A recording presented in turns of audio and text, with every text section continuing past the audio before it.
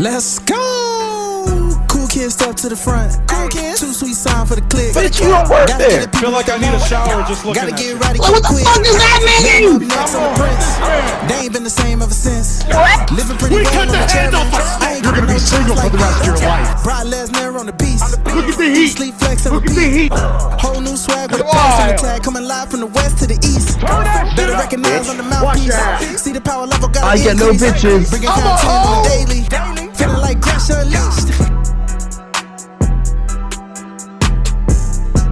Greetings and salutations, ladies and gentlemen, boys and girls, non-binary pals, and everybody in between. Welcome to a special post-show WWE 2023 Royal Rumble post-show.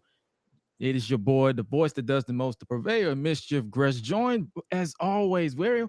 I was joined by the Queen of Rebels, but this show went kind of long, so we got our special guest here as always, and that is the one and only, the man himself, the man, the myth, the legend, Hi-Lite Real. What's good with you, brother? Hey, what's happening? What's happening, good peoples? We back like another episode of Impact, fully intact. You know what it is. It's your boy Dwayne. What's up, Gresh? Yo, what is happening? What a night! What a night! We're gonna talk about it. What happened to SAMI? Please examine that. We're gonna really talk about it. We're gonna talk about it. And contrary to popular opinion, the man is not buried. There is more to the story. People are saying, "Oh, he was buried." This, that, and the third. No, bro. You tell me you don't watch the show without telling me you don't watch the show, because there was a story that was to be told. Because SAMI was conflicted. Will he choose Kevin Owens or will he choose? Roman Reigns. As a matter of fact, we might as well just punch it to the. We might as well get to the point and just talk about SAMI, the main event, but since that was literally the last thing we talk about. But before we do that, really quick, it is that time again for some house notes, excluding the live show reviews that you're seeing right now. The video format of this show has a new home over at patreon.com/GreshDigital. It will be available for all tiers starting at $1. If you're the person who likes to watch podcasts, that will be your place to go. But as far as everyone in general, the show will be available wherever you listen to your podcast. Now, we got a lot to talk about, ladies and gentlemen. Yo, that main event, we might as well just start backwards because that's how we ended the show. Roman Reigns defended the Undisputed Universal Heavyweight Championship against the prize fighter Kevin Owens. And man, what did you think about the match? I thought it was quicker than expected based off what we, got when I think it was about a 30-minute time slot left or something like that. What did it start around like 11:30 just about? Yeah, it was about 11:35 because of that performance. Yeah, so I like the match, of course. They've had better matches together in the past. If you remember some of the feuds Roman and Kevin Owens had in the past, right around the early stages of the bloodline. But given what we got pretty much from the moment of that ending up until basically what closed out the show after the match, right, that was pretty much more worth it than the actual match itself. That storytelling has been just straight up chef's kiss, and it's still continuing. Because now I know a lot of people are excited to see what's going to happen on Raw, SmackDown. Yeah. Bro, so for those of you who don't really understand the story, it's basically Sami Zayn has been on this role of acceptance within the bloodline. He helped them with War Games. He chose the bloodline over Kevin Owens at War Games. So if you've been watching this since War Games, that has been a continuing conflict because Kevin Owens still considered Sami Zayn his best friend. They basically merged real life. They basically got rid of they basically said since they've been feuding in the past, they let it go. They let God basically. So they was like, okay, Kevin's like, I still consider you a friend. They're using you. He's like, they're using you. And I should know because I've used you in the past. So he's like, I'm telling you, they're using you. And Sammy was like, no, they're not using me. They actually care about me. They love me. They respect me. So basically, for those of you who have missed it, Sami Zayn, every time Kevin Owens was their KO problem, every time he would attack Roman, Sammy would be either late to the party or not there, or he would hesitate. That was Paul Heyman's defense. He keeps hesitating. He's not all in on the bloodline. He's still contemplating. So That's the reason why Sammy wasn't in the men's Royal Rumble match, because Roman said it on the kickoff. If anybody bothered to watch the kickoff, 'cause I know you probably didn't, but if you watched the kickoff, Roman basically said, "Okay, Sammy, you ignore my order to not be on SmackDown after the tribal court. I mean, after the tribal court." And he basically said, "I made," and Jey Uso basically said, "I made the call because I made an audible on the field because you were on the plane. I couldn't call you and make a quick play. We got kicked out of the building." And Roman's like, "Oh, okay. So Sammy, you're gonna be at my hip. You know where else? You're gonna be at my hip. You're going out there, twin, stay in the back. You're gonna be at my hip. You're gonna stay right here with me." So basically, that leads us to the main event. Roman Reigns defends the Universal Championship against Kevin Owens with Sami Zayn at his side. Also Paul Heyman, because Paul Heyman is the special counsel. So match aside, the entire conflict is because if you watch the match, it was little conflicts where Sami was like, "Dang, stay down," because he was literally telling Kevin like, "Stay down, bro. He's going to whoop your ass. He's going to fuck you up. Stay down." He did not want to stay down to save his life. He just kept getting back up, and it was to the point where you started feeling sympathetic towards him a little bit. So it's like, yo, can you please, for the love of God, stay down? And Kevin basically would not stay down because it's Kevin Owens. Like, let's be real, that man does not want to stay down to save his life because he was taking bumps, taking headshots on the steel steps, and I'm like, bro, you are ruthless, but I respect the hell out of you. So, for those of you who probably would say this was a burial for Kevin Owens, it was not, because Kevin Owens is still the man, even in defeat. So after Roman dispatched of Kevin Owens, Roman was like, so basically the whole entire bloodline came down to celebrate with Sami Zayn and Roman for the win. And Jay was about to put, because keep in mind, if for those of you who've been following it way before War Games, Jey Uso hated Sami Zayn in the bloodline. Mm-hmm. So to see him flip, and he even defended Sammy to keep him in the bloodline. He was like, "Yo, trust me, he's been taking bullets for us." So he put everything on the line for this man. Mm-hmm. So Jay was ready to put the lay on him and let him like, "Yo, you were part of the bloodline." But Roman was like, "Hold on, one moment. Continue to fight him." And then we just saw Kevin Owens getting his ass whooped, stomped on. Jay was snickering and smiling. He's like, "Oh, we get to fight him some more? Let's get it." So he was fighting him. Jimmy Jay stomping on him. They hit the 1D, and then they set up Solo for that hip attack that he did on Riddle with the chair. So they hit that gimmick, and KO was done. So Roman's kinky ass, for some reason, brought out handcuffs. So, like, started embracing his erotic side, because he brought out two handcuffs to start twirling it like, "Hey, we about to get crazy." So they handcuffed Kevin Owens to the ropes, and then the Usos literally embraced their inner Young Bucks and started super kicking the hell out of Kevin Owens. It was like kick after kick after kick, to the point I was like, bruh, enough. And you started feeling sympathetic towards it, because if you're a fan of Kevin Owens, if you're a fan of Sami Zayn, if you're a fan of what they're doing, you're feeling sympathetic. Like, bro, these are ruthless savages. The bloodline is literally embracing their island mentality. They're ruthless savages. They're about to break Kevin Owens down to the point where he's not going to be around for a while. So you do that, and then you got Roman's like, he was about to hit him, and then Sammy was stepped in front of him. So you had that moment like, "Oh, Sammy, what you doing?" So Sammy was like, "It's enough. This is beneath you. You're the tribal chief. This is beneath you." And Roman, his manipulative ass, like he loves gaslighting. So he was like, "Yo, you're right. I don't need to do this. You do it." He handed him the chair. He handed him the chair. Sammy kept hesitating. Then he hesitated. Then he hesitated. Then he hesitated. And then it was like, it got to the point where you was like, he started thinking like, am I going to save my best friend, or am I going to attack brutally, add to the attack? The next thing you know, you look, Roman still teasing, and then he looking at Paul like, why is he still hesitating? Why is he still hesitating? Then he looked at him, and then Sammy made his choice. Pow! He made his decision. He chose his best friend over the bloodline. And to tell you the emotion that I felt from Jey Uso, he was hurt. That man was broken. He's like, I put my life, like I put everything on the line for you. I vouch for you. Everybody else was ready for you to turn away, to get you cast out, but you attacked. You attacked my cousin, the head of the table, the provider. So it all leads back to Jay understanding the chain of commands, and he was just conflicted. So Sami Zayn made the choice to not to be sympathetic because he finally saw what Kevin Owens was saying. You're using me.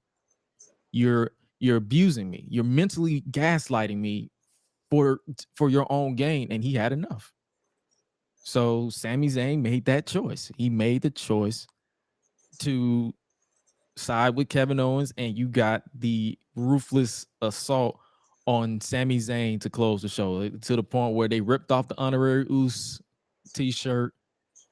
And contrary to some people's opinions, because everybody had their opinion, there's no insults going back and forth. Some people say he was buried. Some people say, what do you expect this man to do with a steel chair? This man got lit up by a steel chair. We're not going to. It's like you expect him to no sell a steel chair. Kevin Owens is handcuffed, so he ain't had no backup. Sami Zayn got lit up with a steel chair by Roman. Then he got attacked with the Samoan spike, got super kicked to hell by Jimmy Uso. Jimmy Uso's like, yo, I'm your brother. This your brother? No, I'm your brother. Because if you pay attention to the tribal court, Jay, his defense was, I love you like a brother. Because it went from Jay hating this man's guts to turning around and loving him like a brother. So now the conflicting story is, where does Jey Uso stand? Because he walked away during the assault on Sami Zayn because he was hurt. He was heartbroken. This man literally made the decision and he attacked the head of the table. So now Roman is without his right-hand man. Sami is on the outs. So that and this is where I'm about to get that question we're gonna get to when we talk about the men's Royal Rumble match and the winner, because now I'm more intrigued to see this story than the other story. What were your thoughts on this ending that we had, this ending sequence? So my brain was going completely different in a sense of what I got from it. Although I do agree, because again, if you follow the story, everything that you said was right, pretty much on the nail, and I 100% agree with it. I'm gonna start with the Kevin Owens side of things first, because when you mentioned how a lot of people were like, yo, like, why is Kevin Owens getting beat down like this? I'm gonna make a certain flashback to a Royal Rumble going back to 1999, I believe that was, and there was an I Quit match with a guy named The Rock and Mankind. Oh yeah. And if I'm not mistaken, a lot of what you saw tonight was very, very similar to what you saw that very night. Less headshots though.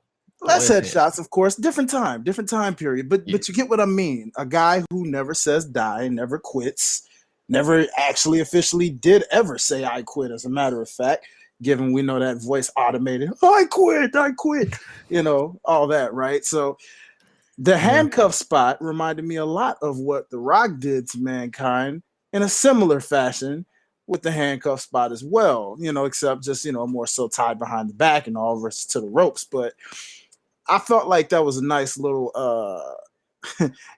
insult to injury in a sense. Mm-hmm. To those of you out there who are like, man, we didn't get The Rock. I wouldn't rule that out just yet, because I don't know. Sometimes Roman be doing some things where it make you wonder, are you trying to tell me something without trying to tell me something, Roman? Honestly, or are you just doing that out of convenience? Honestly, this is really a setup for Montreal, because if you keep in mind, it is.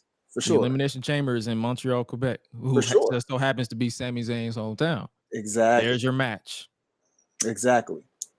So this is basically setting up that big show. For sure. And I mean, who's to say? We don't really know if we want to buy anything we're hearing about The Rock for sure. To be honest with you, if he comes, cool. If he doesn't, cool. Cool. And the reason why I say that, the reason why, like, I put out a tweet, if you follow me on Twitter at Josh Gresham RG, I literally put out, I was like, if Rock doesn't show up, I'm not losing sleep. And the reason why I say that is because we got the big moment of Rock coming back 10 years ago. I'm fine. I'm cool with that. Mm-hmm.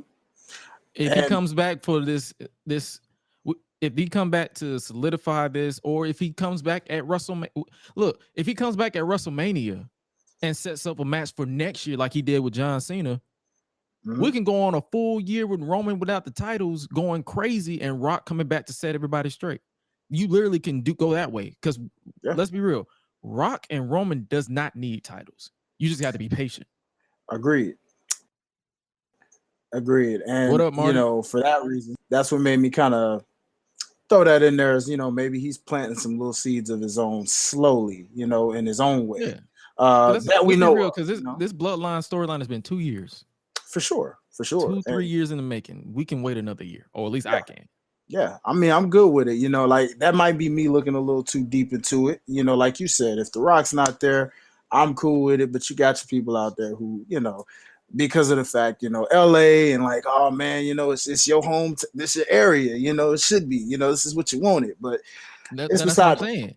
He don't have to have a match. He can literally just show up. He can just show up, you know, if he wants. Either way, we'll see how that, you know, both of them, to me, it seems like both of them tease in their own little ways as of late, you know, if in subtle ways. But going back to Sammy's side of things, though, honestly, in seeing that, it really reminded me with Jay.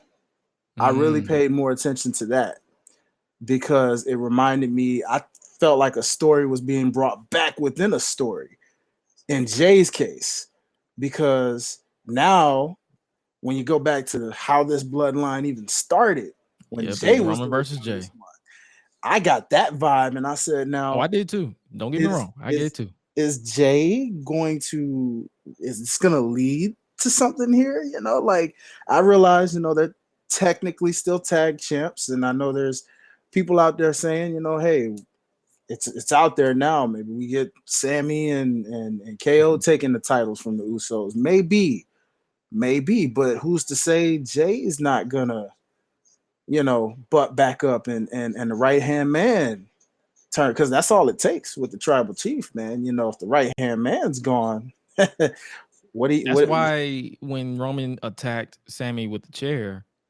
if you listen to what he was saying, it's because of you broke up my family.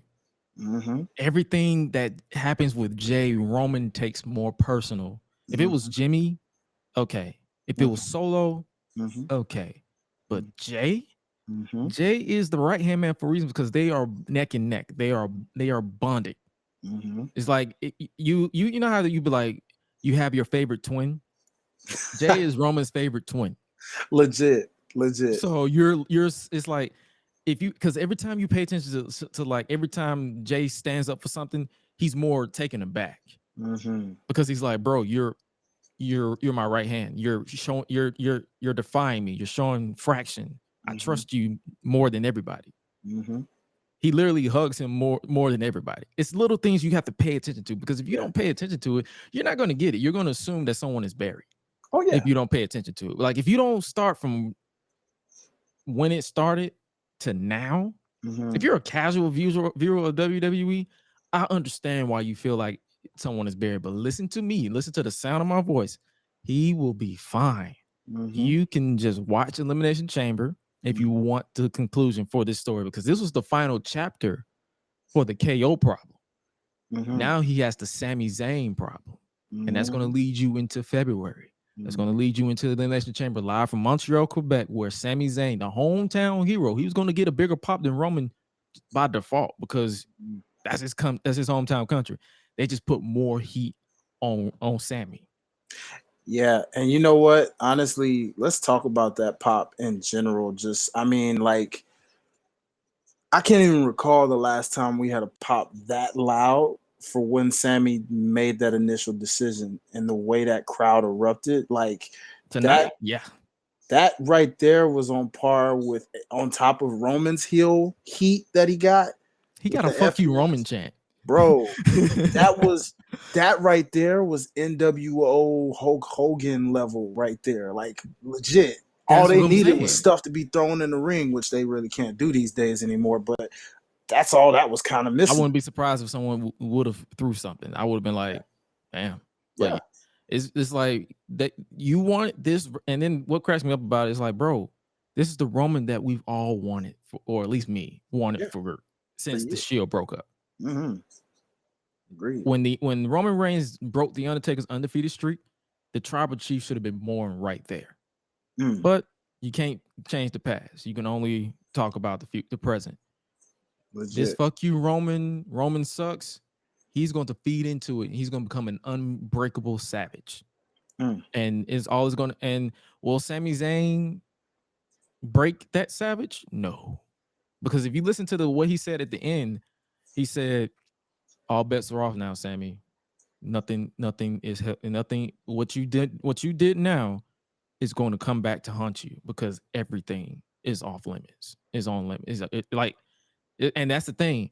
This is what people need to understand. Now that Roman doesn't have his right hand man, he's going to go off the chain. It's so many layers to this story. That's why I'm like, bro, just wait. Just wait. Don't assume Sammy's buried. Don't assume Kevin Owens is buried. Just wait. You know, and you know what's crazy though? This is where I wish the Brock Lesnar story would have came in somewhere with the Paul Heyman situation. Because then that would have caused Paul Heyman's conflict to then relate to Sammy's conflict, to where now all of a sudden your whole bloodline is breaking apart before you, because then you're losing your wise man. It would have worked if we didn't see Brock and Roman for so many times. Agreed. The crowd is just so worn out of Brock and Roman. Like, even if I see promotional pictures where Roman is right next to Brock, I get shivers because I'm like, I'm overseeing that match. Give me another 5 years, and then maybe Roman can retire Brock in his final match. I don't know, but it's like I need a break. I agree, bro. I do not need to see Roman. So that's what I'm saying. I get what you're saying. Like that would have been like, okay, here's the conflict. There's a conflict. Like your special counsel and your right hand man is conflicted because you, and it's like it's so many layers. So now it's like if they finally do, let's say they finally do get the Rock. Now you can have the elders have conflict with Roman. That could be your next story because the elders, that's all they talk about during this entire story. The elders aren't, let's say the elders aren't impressed with what Roman has been doing to his bloodline. Jay left. So you people who genuinely care for you, you manipulated them, and then they call upon the one man who they feel they can beat Roman Reigns, The Rock. So let's tell the truth. It could be Roman. Let's just say for real, Rock is telling the truth. He's not physically because that's what a lot of people don't understand. There's in shape, and then there's in ring shape. Rock can legitimately be telling the truth. I'm not in ring shape because you have to. People see like, oh, he's working out all the time. He's live reacting all the time. He's doing this like he's working out. Let's be real. He posts workouts literally every day, but that don't mean he's in the ring taking bumps and running cardio. So will we see Rock this year? I wouldn't be against it. I'm not saying let's not hold our hope, but I'm intrigued. And they're doing a press conference right now. We might we'll talk. I'm probably not going to talk. I'll probably put it on the background to see if it's like it's been on background. They had Rhea Ripley. I didn't really overhear because I was tuned in with what Gresh was explaining to everyone. But they have Cody up here now. You know, talking about what they're asking him in terms of his Rumble win, which we'll get to soon. But yeah, it's background noise.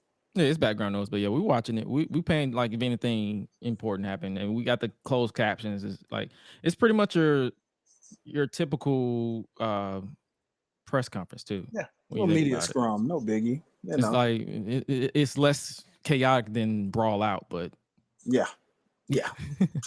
But don't think you're gonna get any pucks. It's so many layers that they can go with this Roman Reigns and Sami Zayn storyline, and then I'm pretty sure Kevin Owens is going to be away for a while to sell the beat down, and Sami they'll probably not rush Sami back, but he'll probably be back within 3 weeks because I believe Elimination Chamber is like a month away. Yeah, I wouldn't be surprised. Yeah, like you said, that they could write both of them off for a little bit, few weeks, just to sell it, and then that gives time for them to tell a little bit more story with Jay's situation if they want to go that route and figure And I'm out. pretty sure they probably won't tell Jay probably won't make it to Elimination Chamber because it's international. They still can't go across the borders. So That is true, my friend. the only one who can go across the border is Big Solo Sikoa. But wait, didn't they go to Saudi? Saudi is different. Fair. Yeah, fair point. You're right. Saudi is different. Saudi don't care about legal issues. Only Canada. That's true. They have other issues, so you're right. Okay, well, fair point. Yeah, they don't really care about that. But yeah, the emotion from this match I appreciate it. As many times we've seen Kevin Owens and Roman Reigns, literally, this is their third time in the Royal Rumble. 2017, 2021, and 2023. I mean, hey, three peats, baby. You gotta love the three. And I would probably have to rank this one number one out of the other two from an emotional standpoint. From an emotional standpoint, yeah. I mean, the story you got it's let's just call it what it is. I mean, this is what happens when Vince has booked the previous two meetings, and then you have Triple H. So don't get me wrong, the 2021 was pretty good too. It was just that ending with the last man standing where they kind of struggle with the handcuffs. Because handcuffs again, they this obsession with handcuffs. They have this weird obsession with handcuffs. So it's like, yeah, they do. Yeah, but yeah, that was a fun match. Like I enjoyed that ending. Like the Royal Rumble overall was pretty fun. It wasn't. Yeah. It had its moment. It had its dull moments. Don't get me wrong. We're gonna get to them. But if I had to rank this compared to last year's Rumble, this was way better. Way better. By a mile, 10 miles at least. All right. So speaking of miles, we might as well go ahead and talk about not talk about the ramp, but we're gonna talk about the men's Royal Rumble match because Cody Rhodes is, spoiler alert, is your winner. He survived the first ever 29-man Royal Rumble match because Rey Mysterio was taken out and they didn't bother replacing his number. So Cody, yeah, odd numbers. Interesting. What did you think about this match? What was your bright spots? Like, just shoot me some bright spots that you think about. Okay, so I will be honest, y'all. I was actually in the middle of some things. I was selling a car to an individual, so like right around that time, I didn't get to catch the first part of it. I got to right about when it got to when Brock entered into it. So I will go back and rewatch this Rumble right after the podcast to give like a better full reaction. But from what I can say off what I saw, my key points that stood out. One, the spot with Gunther and Brock Lesnar face to face. Now give me that. And but if you missed you say you missed the beginning. We started off with a rematch of your match of the year, which was Gunther versus Sheamus. Oh, really? It was big meaty men smacking meat. See, yeah, I did hear that Gunther was number one, so I definitely want to go back. I was shocked because I thought Cody was going to be number one because the way they was building him up to be this Iron Man, pun intended. I thought he was like, okay, I'll be number one and then go all the way through. That's fair. But they saved him to the end, so it was Gunther and Sheamus. And the pop that Sheamus got when his music started playing was immaculate. Like I can't wait to see that reaction. Gunther came out, they got pop, but then it was like as soon as you heard you heard whoa, because they already knew what was about to happen. They knew it was about to be another repeat. Let's go, right? It was insanity. I appreciate that attention to detail because it's like they need to have that match. Oh, for sure. one more One more time. time. WrestleMania is fitting. It has to be Mania if you're gonna do it one final time. If you're gonna do one more match, make it Mania, put the title on the line, and let them go at it. Point blank. But we'll see what they do. We'll see what the plans are. We can talk about before the match started. We got a nice pop from because Pat McAfee is back on commentary. So And I did peep that when I heard his voice, and I was like, "Wait, I'm hearing Pat McAfee," which is right on time. College football is over. Yeah. I did enjoy his Georgia and TCU line that he made. I was like, "Well, that's fitting." That was a beatdown. I don't even watch college football, and that I was don't either. I saw that score. I said, "What?" I was like, "Is that legal?" That was see, look, I'm finna tell y'all a story about my local school, Mays High School. They have this rivalry with a local school, Douglas County High School.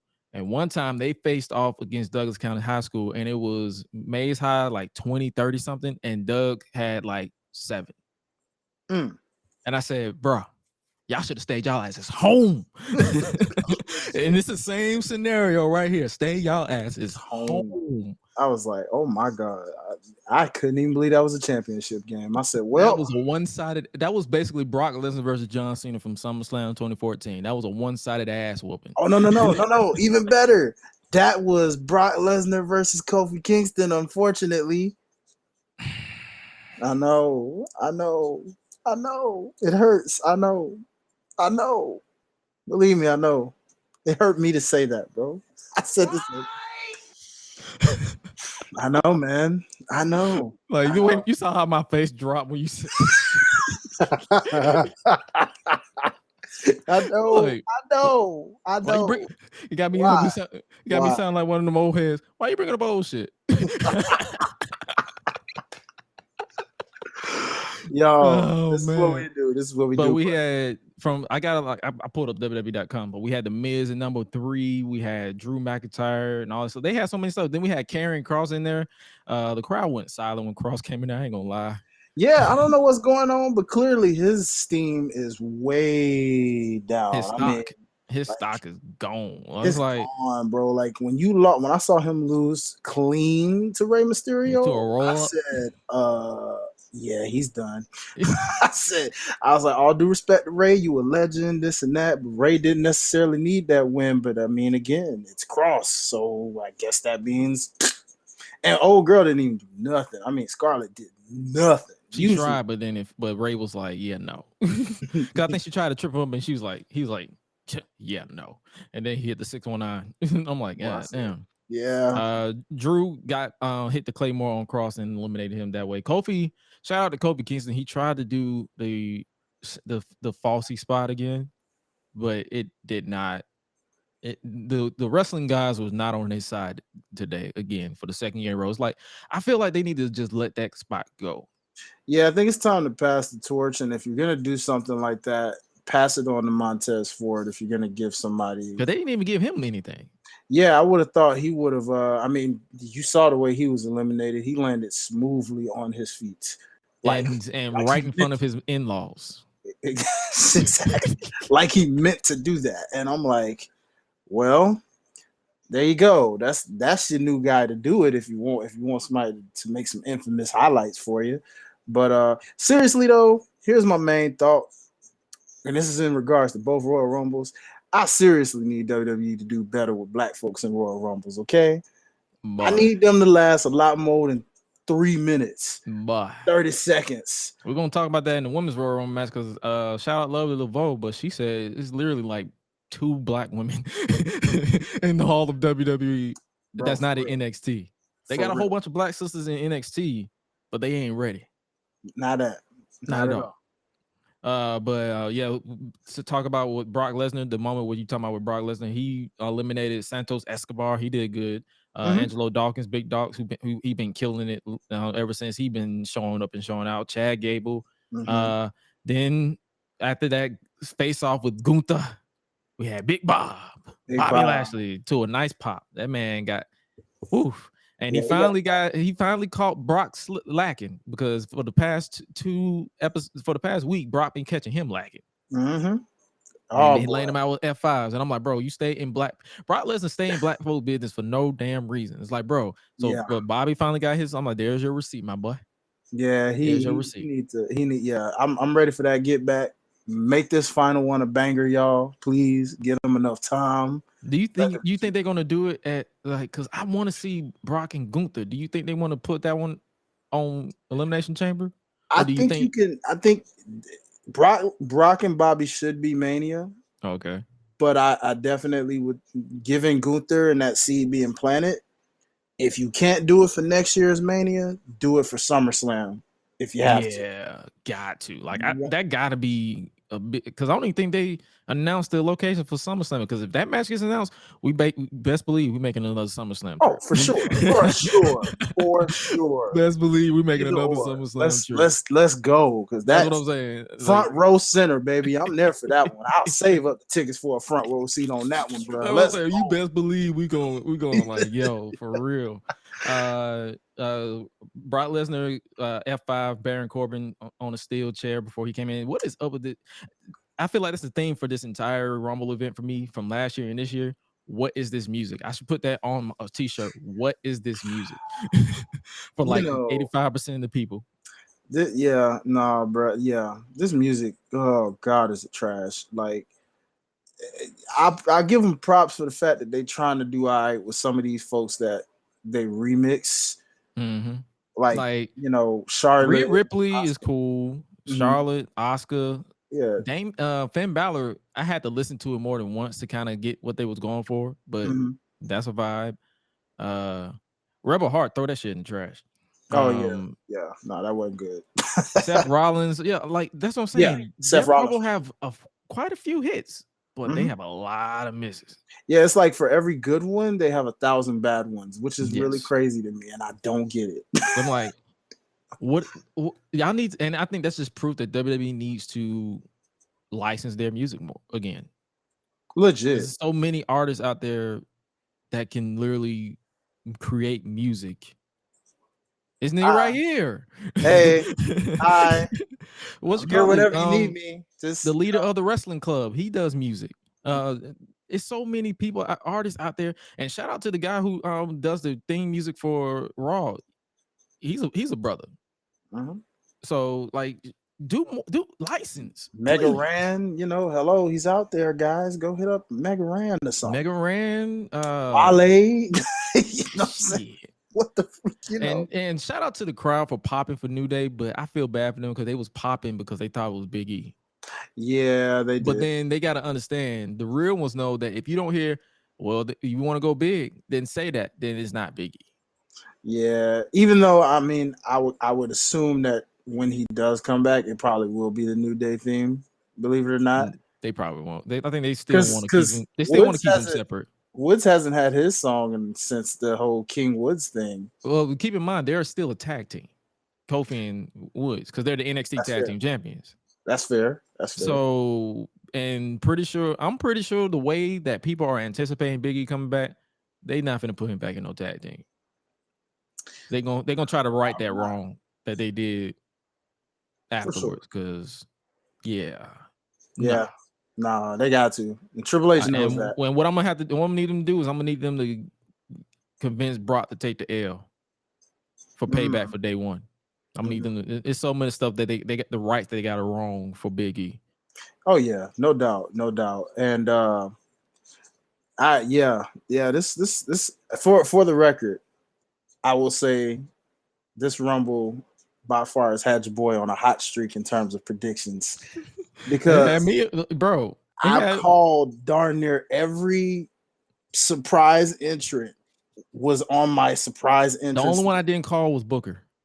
I called Booker. I literally had Booker, but I had King Booker, but Booker is Booker. I had King Booker. I didn't think it was going to be that Booker. I thought it was going to be King Booker we were going to get, but I'll take it. I called it, and I was right. I was like, oh, my goodness. He actually came. I said, wow. So we had a few people, Seth Rollins, Baron Corbin, all these people. Then we were supposed to have some Rey Mysterio, but he never showed up. He was at number 17. And then out came Dominic Mysterio, and he had his mask on. He had the father's mask on. And when I tell you, I popped.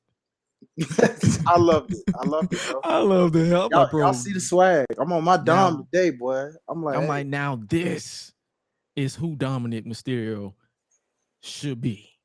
Yeah, he's getting better and better every week with this character, man. I am one of those people who say I will eat my words, because if you listen to the podcast last season and this season, you know I was hard on Dominic. So I'm like, he sucks, he's this, he's that. But yo, ever since the brother got arrested and they actually found his groove, yo, he been killing it, though. He's been killing so much it. so that one of his 7 godfathers even had to prop him and say, "Yo, did you do this on purpose, NWO style?" Like, no. He had the wet hair Eddie style. Like, he was paying tribute to everybody. Yeah, I'm like, okay. I ain't gonna lie. When he had the mask on, he did look like a tall Ray. He did. So he looked like his father. It's true. That's true. Boy, this is what I'm talking about. Obviously, we had Finn and all this stuff. So we had the entire Judgment Day. We obviously had Booker T, had Montez Ford getting eliminated, and then we had the return of Logan. Well, before that, we had the return of Logan Paul, but we had the return of Edge, old man Edge. We had that man back. So shout out to Edge for still rocking the short haircut. Because for those of you who want to see long hair Edge back, yeah, that's not happening. Yeah, I don't think you're getting that anymore, guys. Yeah. So Edge came back. Obviously, he's going to continue his centuries-long feud with Judgment Day, because I'm like, oh my god. What? But wait. No.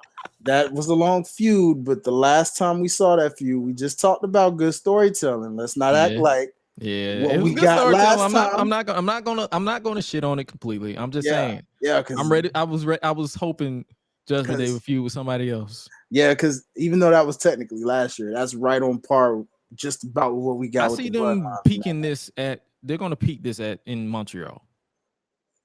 Montreal, okay. I feel like they're going to stack the hell out of Elimination Chamber. That's what I'm saying. I'm like, everything. It's like, I understand people saying, oh, WrestleMania, they got 2 nights to fill WrestleMania. We'll get there. But you still got this sold out show, because I think Montreal sold out too. So I wouldn't be surprised. Yeah. You know, so that's sold out. So it's like, you got to make it a packed show. But also remember, you know how Triple H books, though. Oh yeah. He only gonna give about 5 or 6 matches on the card.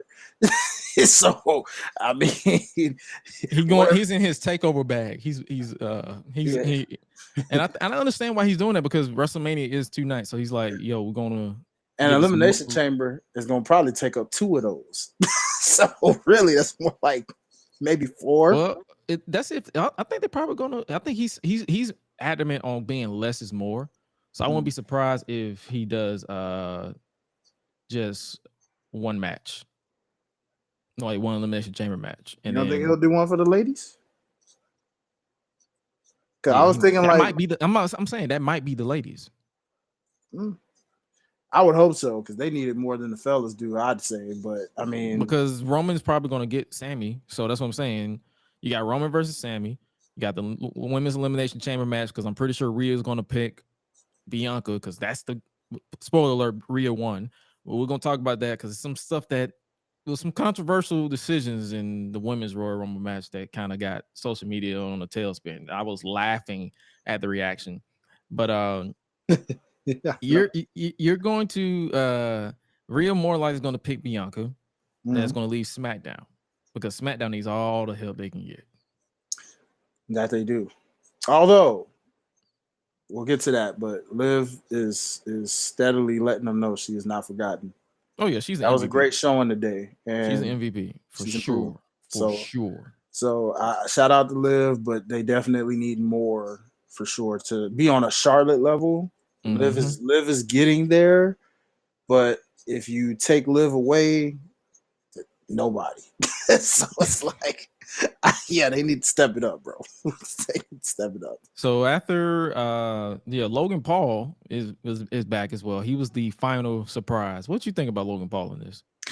Are you indifferent like I am, or are you kind of like cool. I didn't think he was necessarily needed for the Rumble, even though I remember hearing that they were gonna set him up for a key feud through the Rumble. Mhm.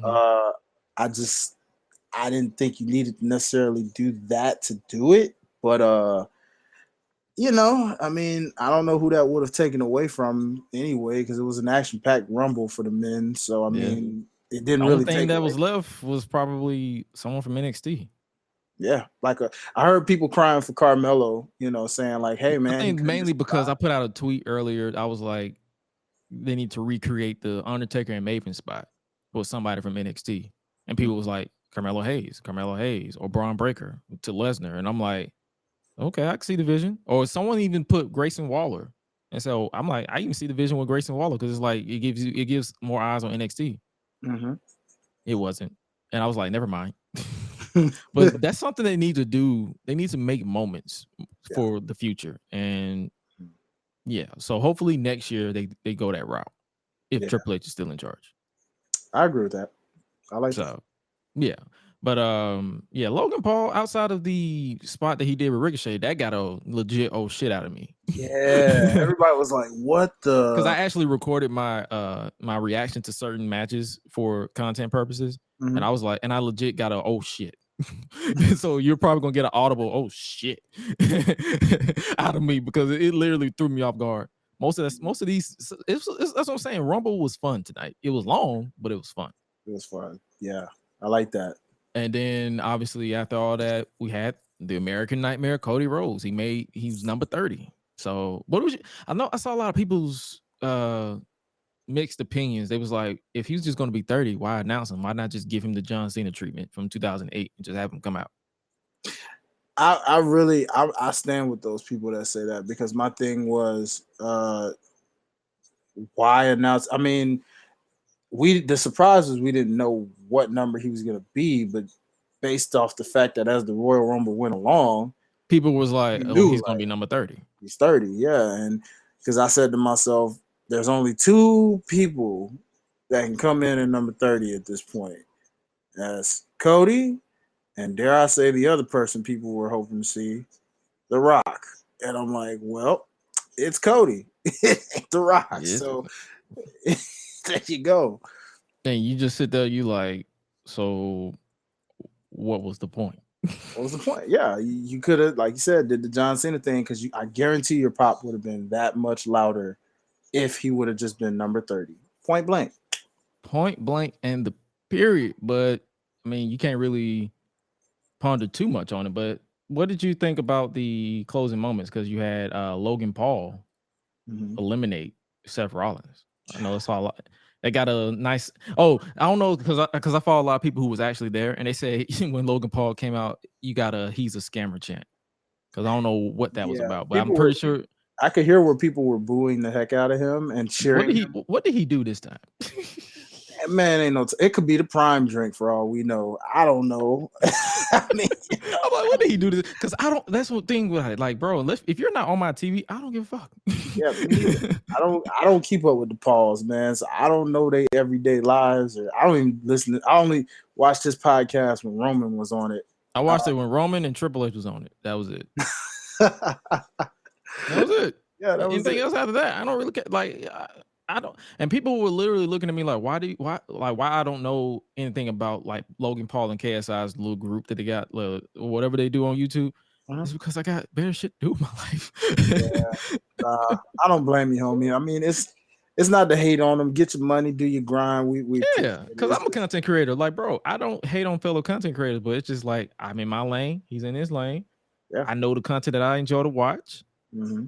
It has to be comedy or like reviews or YouTube summaries or something that is influential or informative.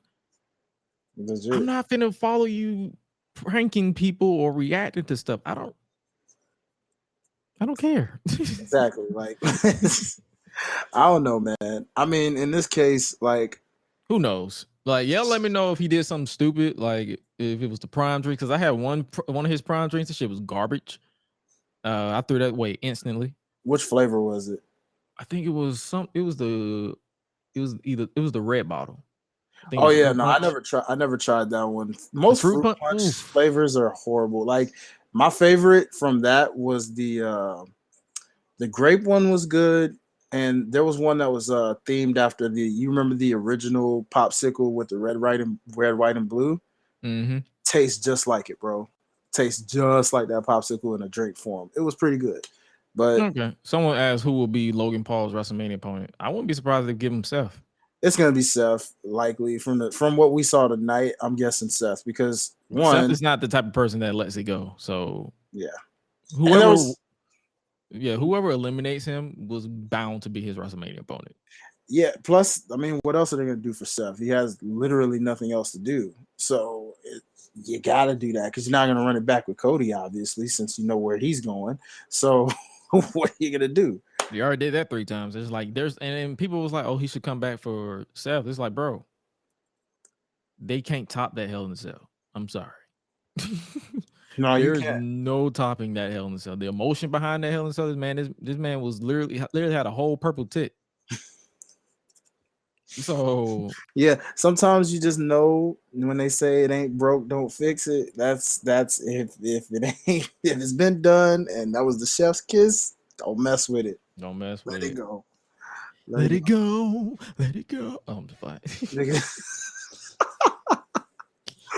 Yo, we crazy, we wilding, but nah, man, solid men's Royal Rumble, definitely way better and more action packed and believable than last year's for sure. Because without a doubt, and obviously for those of you who don't know by now already, Cody won. So shout out to Gunther, the Intercontinental Champion. He was the Iron Man for this match.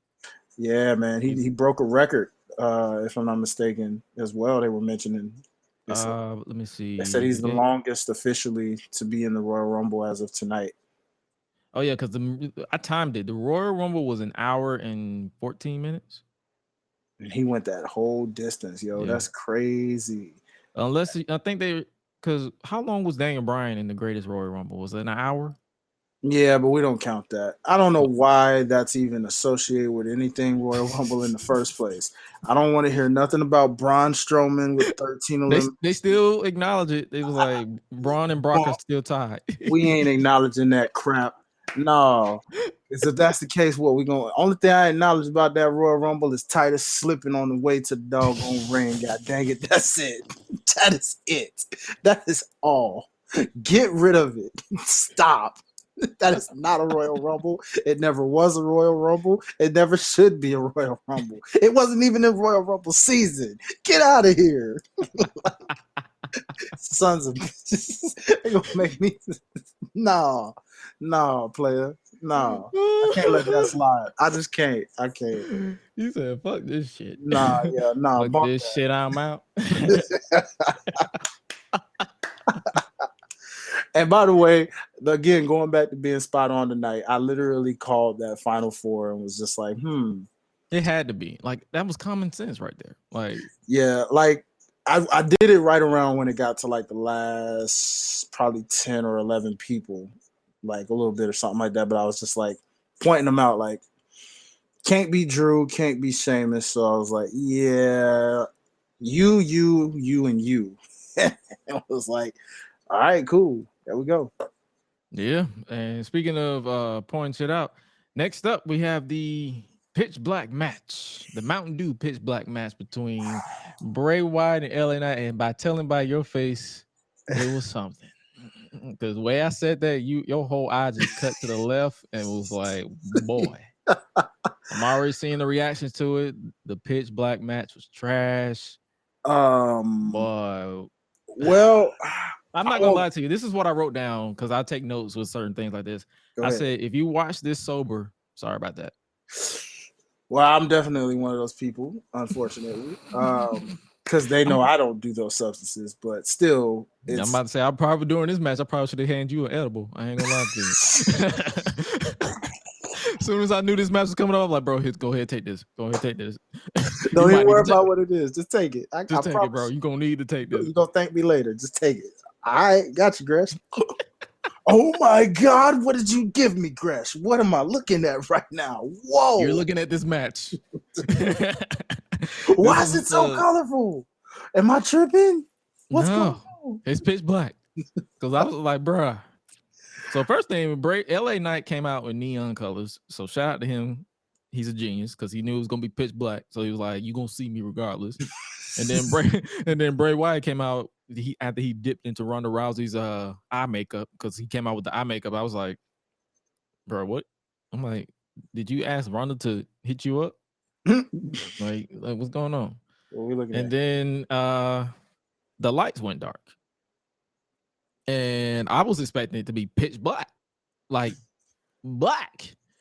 they was like, "Oh yeah, we're gonna use the lighting." And don't get me wrong, visually, this look dope. Like I was enjoying the hell out of this visually. The match wasn't shit. The match itself was not it. And the streak strikes. And give me your unfiltered opinion on this match, like, and your thoughts on whatever story they're trying to tell with Bray Wyatt. I want your honest opinion because I've been enjoying it personally because I don't take wrestling that serious like most. But I want your honest opinion. So if I'm keeping it 100, like you, visually, cool concept. I kept trying to figure out in my mind how they were going to do this. I thought it was going to be cinematic based off what they were going to do here. But, I'm like, that's the only thing you can do for something that labeled pitch black. But then seeing this, it's like, oh, okay. The rave effect, if you will. Sure. All right. There was no zombies, so I ain't complaining. Hallelujah. But yeah, the match was average at best. I mean, it was a TV match. Yeah, like in the case because of, if you pay attention to our if you ever catch us on our retro reviews, we have this slogan where we're like, it's a TV match, and it's basically like nothing special, and that literally was what this is. It's a TV match. Yeah, I will say, Knight looks like a star coming out of this. Of course, his without a doubt, is still rising, and I'm happy for him. I'm proud of him for that. In Bray's case, I'm still wondering what's going on with the story. I'm wondering when it's going to finally come together, but I admire him for his creativity. I trust They're him. starting to lose people. I'm going to be real with you. They're starting to lose people. I believe it, but I trust. And the reason why I say that, because they're taking too long to get to the next point. Yeah, they are. Like, we know the Fiend's dead. You've said it literally in the recent interview. We get that. It was cool that you did a Firefly Funhouse, just as a callback, right? It's cool that even though it was LA Knight, it's cool that we got the Eater of Worlds flower Bray for a second, Hawaiian t-shirt Bray, even though he also admitted that that's not the same without Brody being around. So it's not going to be that Bray, it's not going to be Fiend Bray. So what Bray are we getting? I'm trying to understand this Bray. We're getting rave Bray. Yeah, that was literally a rave. That's why I tell people, like, if you watch that shit sober, my bad. Or as you mentioned, this is Jeff Hardy Bray, apparently. Yeah, this was Bray Wyatt was in his Jeff Hardy. If you, like I say, if people understand, like, if you follow me on Twitter, I literally just tweet whatever thought is on my mind. And I was like, bro, this man is in his Jeff Hardy 2002 era. Because remember when Jeff Hardy used to come out with all that paint running down his face, and then when he would do this, he would rub his face down, and you put more face paint on top of the paint. That literally was whatever this was. No, all you was missing was yeah. Like, if you put the Jeff Hardy the Reloaded theme over this, it would be just a Jeff Hardy match. Modest to the top. Modest at the top. Because that was Ray Jeff Hardy too. Straight to the top, we keep getting up. Start sharp for why the should give up. But it's still not, but it's okay. See, and it's just So, ladies and gentlemen, that's our way of basically saying, I mean, was what it was. Unfortunately, the streak for Bray continues where I'm just going to flat out say it. When it comes to these gimmick matches, they are not good for Bray at all. They are not cinematic. They are not doing this man no favors. Yeah, he needs The reason why I cinematic. say that because John Cena versus him at Mania 2020 that we try not to acknowledge because it was during the height of the pandemic. Mhm. That was his best cinematic match. Mhm. That was his best gimmick match. Mhm. His worst gimmick match was whatever the swamp fight was with Braun. Oh, Braun, yeah. So it's like Second would probably be what he had with Randy Orton. yeah, that was oof. That was legit. Oof. That was legit the end of the Fiend. That was it. That was dead. And he literally said to himself, he said, "Oh, that match with Randy was the death of the Fiend." Oh, I forgot about that one. I meant the one. I meant the horror one before, when he was still Eater of Worlds Bray. They about the same. I ain't gonna lie to you. He also just needs the right antagonist for some reason. He had that with Daniel Bryan, but he needs another Daniel Bryan in his life, like someone that can. You know how Kurt Angle was the perfect antagonist for Undertaker in ring? Mm-hmm. Like you said, Daniel Bryan is the perfect antagonist for Bray in ring. But the only damn thing is Bryan is in AEW, so it's like, what can you do? Yeah. what can you do? And it's at that, and I like what a lot of people said on Twitter. It's like Bray should have just came back and wrestled. Mm-hmm. That's it. The gimmick matches, that's when you start you start losing people. Yeah. You start losing people. Mm-hmm. Like I said, I was like, I probably would still be high right now during this review, but this show was so long that the high done wore off. So it's like that's how I can function while talking now. But while the show was going, I was high as shit. I was at my peak watching this match, and it was just like I was seeing a lot of shit. I was just like, I was seeing double. I was seeing two of Bray, two of LA. I was like. And then when they did a back body drop through the announce table, they had the confetti pop out of nowhere, and I'm like, where the fuck did this come from?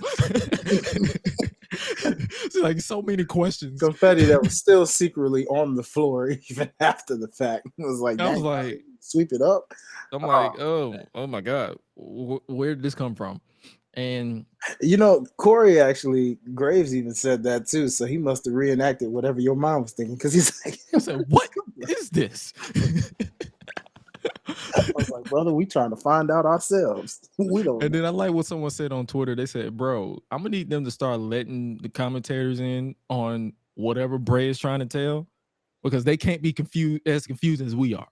Because if you're confused and I'm confused, this is a whole match of confusion. We're just a confused situation. And that's not good. Not good for television. When it comes to wrestling, no. No. At least if this was a TV show like The Last of Us or House of the Dragon, maybe.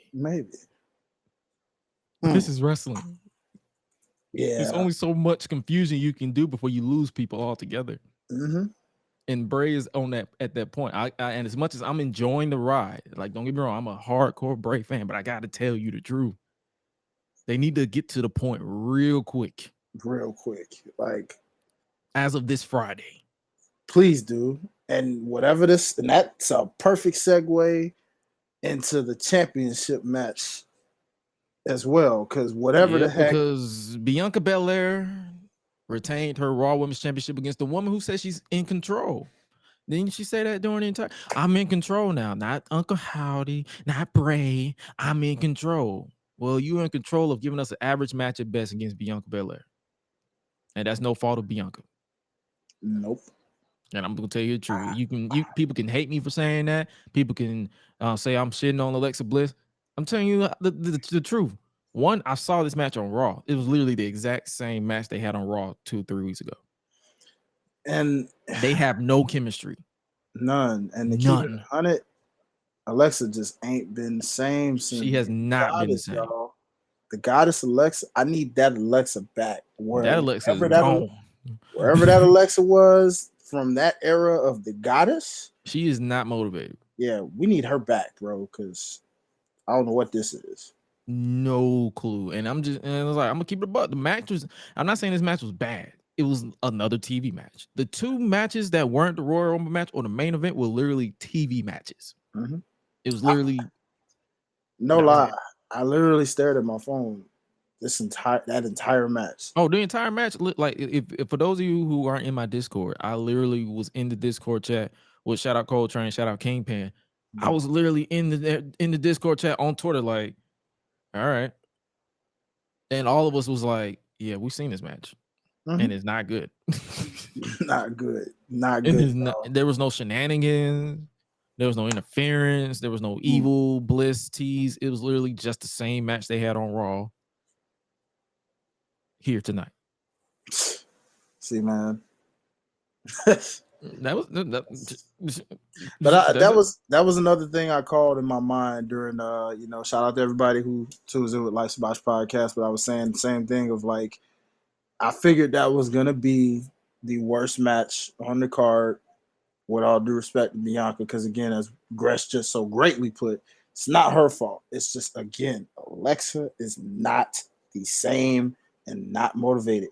Whatever's personally going on, that needs to be. I don't know. That's her for her to fix. But yeah, what we saw was not it. It's not it, bro. And like, I respect people who put their body on the line. Like, don't get me wrong, this is not me shitting on anything that's going on behind the scenes. This is what I'm seeing right in front of me, and it wasn't it. And then after the match, Uncle Howdy was being petty. He said, "Do you feel in control now?" And he was laughing the entire time. So he was laughing at your downfall. So it's like, after jumping off the top of a whole. Oh yeah, we didn't even talk about that. That man literally was in his Shame Man era, diving off of scaffolding with fire, and I'm like, and it just exploded. And I literally retweeted John Blood of New Legacy Inc. and Deadlock, and he literally said what we all said. What the fuck? No, seriously. That was it. Like, what? I was like, and then if you looked up, you saw the Firefly Funhouse puppets in real life. So are they going to? It's like so many questions that they need to answer on Friday or tomorrow on Raw.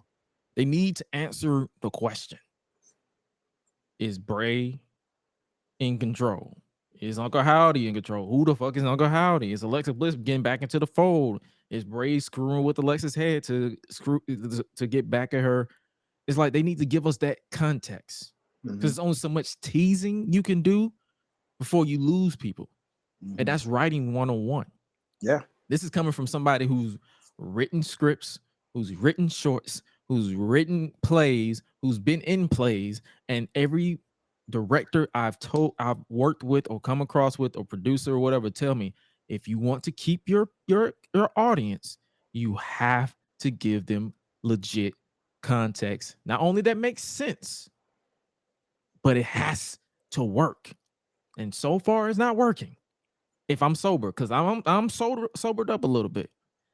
That match wasn't that good between both of them. It was literally just a waste of time.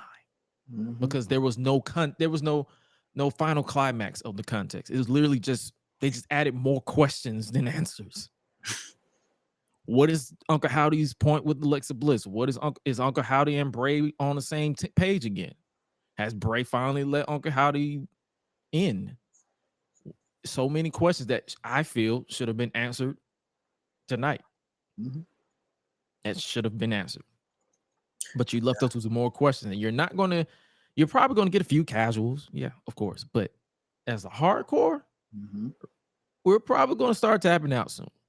Yeah. I'm still giving hope because I'm a fan of Bray Wyatt. I will die on that hill, because I will die on the hill that he should have beat Undertaker in 2015. But you're gonna get to that point, or you're gonna start asking, as a creative myself, who I will hold you to the same standards as I hold Game of Thrones, Last of Us, House of the Dragon, Velma, because people shit on Velma. If you don't have, I will hold you to the same regard. Get to the point.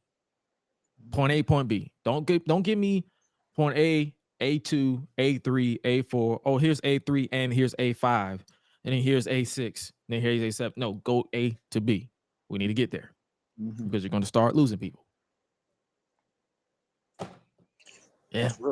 That's all I can say. But Let me Bravo. know what you guys think. Your thoughts on this, because Bray had a mask and everything. He pulled out a mask after the match too. So many questions. Like, okay, so what the mask is? This your final form now? Like, is this who you are? A face painted individual? So many questions. So many questions. And then the last match we're going to talk about is the women's Royal Rumble match. They just finished the press conference. Nothing too much happened, but they just finished the press conference. Yeah, we're gonna talk about the women's Royal Rumble match. What you think about it? If I'm being honest, I was into it, tuned out most of it up until probably it got towards the last final few, and the Michelle McCool thing woke me up. that did crack me up a little bit. You know, because I was like, well, wait a minute, because I remember they mentioned she was like at ringside, so I'm like, huh? What? You know, that was out. You know, in Royal Rumble history, we've seen announcers literally have their music played and they just get up, but I don't think we've ever seen anyone sitting at ringside literally. You know, that's the first time that's ever happened. So correct. Props to you, Michelle. You just made history as the first person from a crowd standpoint to make it into the Royal Rumble. And Chelsea Green, oh my God. No, we're gonna talk about her. Oh boy, we're gonna talk about her. But yeah. So ladies and gentlemen, we started off with the let's start from the beginning. It was Rhea Ripley. Rhea Ripley, fresh off getting speared because Beth Phoenix came back during the men's Royal Rumble match and speared Rhea Ripley. Yeah, that also bothered me. What? This woman was literally in wrestling gear, if I'm not mistaken, when she did all of that. So I'm thinking in my mind off top, why they didn't do that in the? Yeah, because I'm thinking like, oh, okay, cool. You know, Beth's here. You kind of ruined the surprise. I mean, they said let's put it here. They're like, let's put it here. Like she's gonna be in the women's Rumble anyway. And then all of a sudden, as the Rumble went along, I'm like, hold up. It literally just hit me out of nowhere. I was like, wait a minute, where's Beth? I was like, no Beth Phoenix? Nope. Are you kidding me? What the heck was the point of this? I was like, you mean to tell me she couldn't get one appearance? I was like, wow. Like all of these women I tuned out came through with the exception of a few. Like I said, Roxanne, nice pop, you know. Nice pop. I saw Dana Brooke and was like, oh God, are you serious? And look, bro, I felt so bad for her because her music played. Rhea gave a look like all of us was like, who the fuck is that? And then when it's Dana, she's like, I don't care. She literally said, I don't care. Yeah, like it was just like I'm sitting there and I'm thinking, I'm like, you know, because it didn't cross my mind until we got towards the end, and I'm like, wait, what the hell? Where's Beth? I was like, so Rhea Ripley and Liv Morgan lasted the entire time. This match was shorter than the men. This is literally an hour and 1 minute. Man, it didn't even feel like it was an hour. It felt like it went so smooth. I feel like the men's Rumble went extra long, so they had to, because they didn't really announce the intervals this time. They just said, let's just get this over with. I feel like the whatever that, we didn't even address that, but whatever that concert was. Oh yeah, I was trying to ignore it, but we will talk about that to close this review. We got some shit to talk about. But Rhea Ripley, Liv Morgan started. Dana Brooke, Emma came out, was number 4. Shayna Baszler was number 5. Bailey was number 6. B-Fab was in this. For all from Hit Row. What? 36 seconds. 36 seconds. And this year, no, shout out Michael Cole, because the man would not let Top Dollar breathe after that flop. He said, bro, hopefully she doesn't see the B-Fab. Hopefully she doesn't learn from Top Dollar. I love how we sometimes get a little ounce of that heel Cole from like 2012, 2011, you know, where it's he's full troll because Hit Raw a heel now. So they're heel Raw now. So it's not really Michael Cole trolling a babyface. It's just Michael Cole trolling. That's true too. You're right. Yeah. I mean, it's basically Michael Cole versus Top Dollar and Michael Cole versus Bailey, basically. Yeah, I know, right? I love the Bailey ones though. Those are just, oh my gosh, hilarious. We had Roxanne Perez, NXT Women's Champion. Yep. She's getting the rocket. Oh yeah, most definitely, because she's fluid. It's like she fits right in like a glove. Yeah, that was the initiation right there. When I saw that, I said, "Oh, she's in here already." Oh Yeah, she's yeah, not gonna be that for long. I see her in on the main roster by the end of the year. Oh, for sure, for sure. She might even get the Paige treatment. Don't be surprised if she comes in on day one and darn near wins the title. Like, I'm oh, dead serious. wins like the SmackDown Women's title or something. Yeah, like if she, it probably wouldn't be a Bianca. I'm gonna guess like if Charlotte's champ and they don't have anybody to beat her, all of a sudden here comes Roxanne and just pulls the Takes the title. upset. Yep. You know what I mean? Upset of the century. Which puts her over, and then it'll be like, But she needs a new finisher because I don't see Charlotte losing to a Pop Rocks because Pop Rocks does not look. It's not. I hate that finisher, bro. It's basically a sunset flip. It's basically a sunset flip. Yeah, I'm like, dog. Melina made that look more devastating right now, and that wasn't even her finisher. And I think that's because Rox is so tiny. Yeah, she's literally a few inches taller than Zelina Vega. But see, in Ring of Honor though, if they do like she was in Ring of Honor, she was like Daniel Bryan. She had a whole like submission that she did that just was her finisher. She did like a submission move. It wasn't quite the label lock, but it was something similar to it. So I mean, honestly, hopefully they do that because the Pop Rocks, I don't pop for it. Me either. No. It's a signature. It's not a finisher. We had Natalya come back to a nice pop. Nice outfit. I was digging it. I was digging the vibes to it. Yeah. Candice LeRae, Zoe Stark from NXT made her way up there. Xia Li. Love Xia Li. People was laughing at me because I was like, "Oh, Tony Stark's sister," because her last name's Zoe Stark. I was like, "Oh yeah, Tony Stark." Yeah. Yeah. I I can't get into Stark, but I mean, Xia Li. I know her hair was screaming because the braids. Her texture of hair is not built for them box braids. I heard, boy, she gonna have to get them out real quick. She's been rocking those for a minute though. I know. I'm just saying. Yeah. After they can only go for so long, put it that way. Fair point. Yeah. We had Becky Lynch came out to a nice pop, and when I say a pop, it's because they recognize her freaking theme song. Yeah, I was about to say she had the biggest pop. Because as soon as you hear, you know who it is. I'm surprised her theme hasn't been remixed because isn't she one of the Soulful now? She's too big.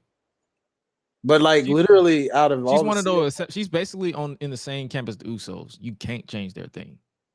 But like they just changed Charlotte's, and they just changed. Who else did we just say they just changed? Asuka's now.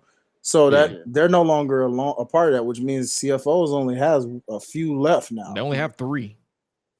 Yeah, 4. That's 4. They have Becky, Street Profits, and the Usos. And Bianca's. So that's it. Wow. It's only a matter of time. Oh, it's only a matter of time. I'm pretty sure they're working on it right now. they're gonna remix all 4 of those, and before you know it, there will be no inch of CFOs left.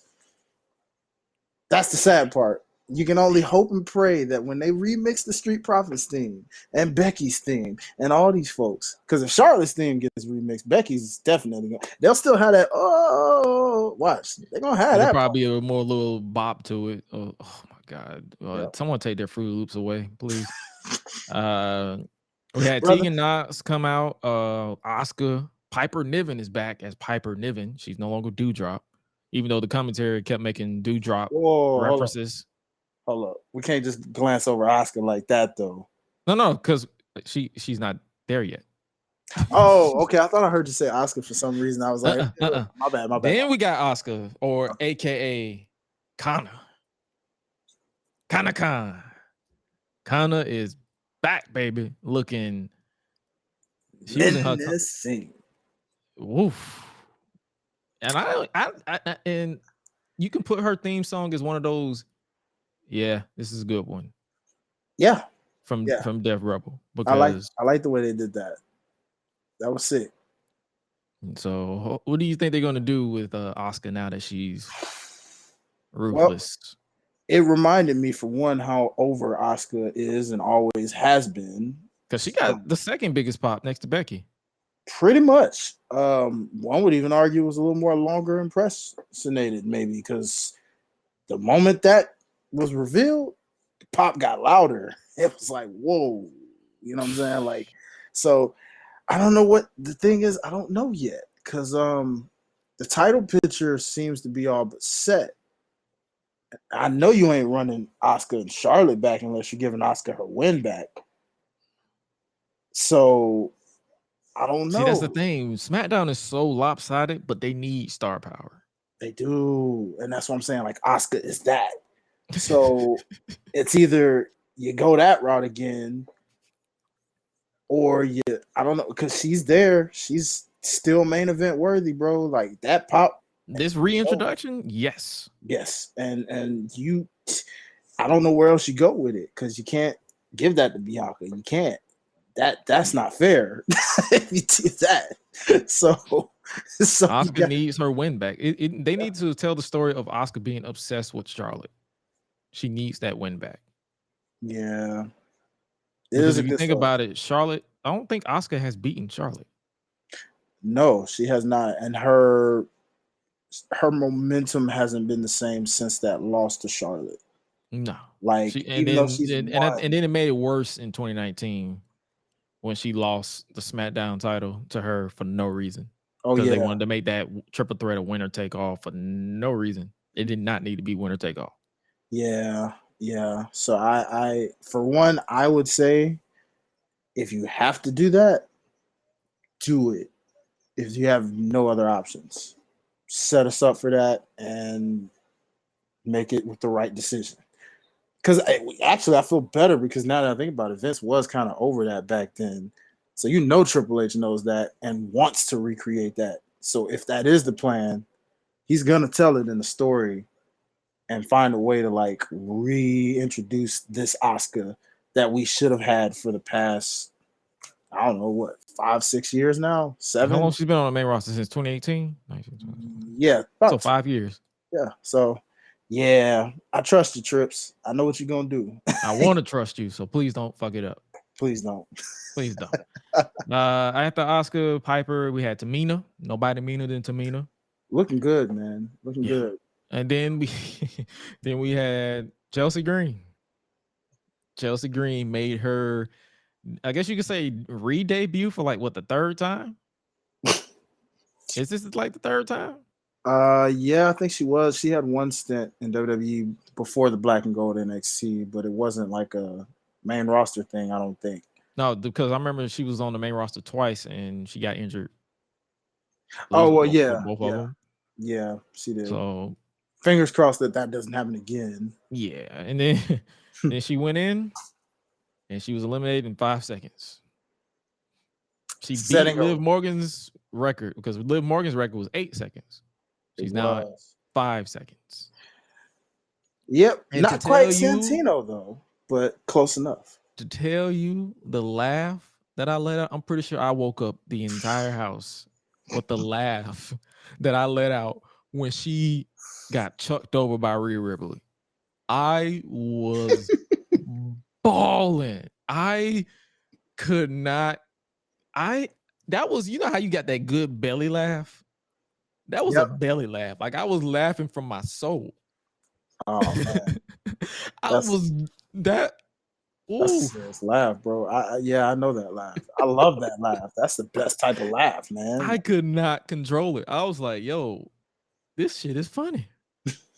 This is what you came back for? 5 seconds? That's what I'm saying. I'm like, is she here permanent? That I know of. We don't. It's not official, but it's all but official because I mean the rumors were that she was coming back, so I guess that all but solidifies that she's back. I'm hearing that she's got a persona coming soon, and that kind of solidifies what that persona will be. Based off how. No, but it will be a comedic role. Unfortunately, so she's basically gonna be the female Santino. All right. No, even worse. She'll be. From what I'm hearing, they're portraying her as a comedic Karen type.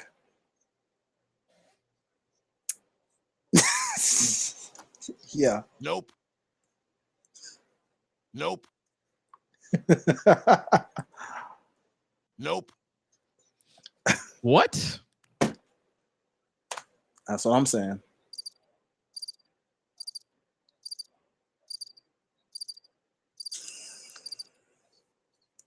Good luck with that.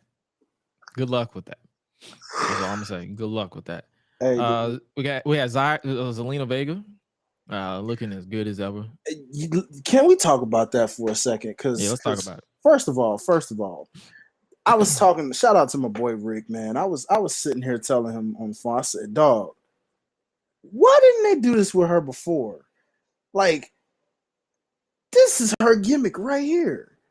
Make her a street fighter, or make her during her entrance. Yeah, or make her a cosplayer in general. Whoever she cosplays is who she is in that moment. If she's a Street Fighter character, nigga, she know how to kick butt. If she's I don't know, a superhero, I don't know, give her hurricane like abilities or something. I don't know, but bruh, seriously, if that didn't paint the picture right there on what you need to do with Zelina, because that's probably the best she's looked in a Royal Rumble since being in WWE. I need more of that. Whatever the plan is, even though she's with, Phantasma and everything, I don't know. They need to figure out how to do that more, because that was cool. Look was cool. Presentation was cool. She even had a nice showing. So I don't know. Oh yeah, they gave us. She's tiny as hell, but yeah, they gave her something. So it wasn't a complete like 2019 type gimmick where she was running from Hornswoggle. Oh God, I forgot about that. Yeah, I was watching a lot of Royal Rumbles today to get me prepared for this Rumble. So that's it came on. So that's why we here, brother. I was doing that basically for the past couple weeks, trying to find, and I mean, I don't think I rewatched 2019's Rumble. I think I purposely skipped over that one for reasons like that. Yeah, I was like, nah, I ain't going to. These last couple years, I'm like, nah, except for, the one Drew won, of course, in 2020. But aside from that, yeah. I feel like a lot of people try to forget that one because of right after that, the world went to shit. True, but I watched that one just because of the fact that it was two different Rumbles, and it's one of the best for that for me, because it's like it went from was a Brock Rumble, and then when he got eliminated, it was a completely different Royal Rumble. Yeah, so I appreciate that. I like that it was different for that. But yeah, every time I look it back, I get sad about that one because that pop Keith Lee got. Oh yeah. So I kind of and the match we never got, because that's another one I would have wanted for a Mania, man. Keith Lee and Brock Lesnar, bro. Damn it, Vince. I know Triple H is waiting for Keith Lee to get free again, because I guarantee you he'll give us that. But till then, we'll see. Next up we have Raquel Rodriguez. She got a nice little pop because it was her home state, I believe. Yeah, that's always a cheat code when you're from Texas. Then we had Mia Yim, Michin, whichever one they want to call her. They're calling her Michin, which I don't like. But it still got Mia Yim. So it's like, is she's Mia Yim Michin or Michin Mia Yim? I can't tell. You know what I say? You know what I go with? I say, is she Michin or is she Mia Yim? I say she's capital B, capital O, capital F, F-U-M. Both of them. She both of them. I don't even care no more. But yeah, she had a nice little showing as well. Then we had Lacey Evans. Where's the crickets? Oh yeah. Did not give a flying fuck. What's that? It's about the amount of F's I gave. Oh, all right.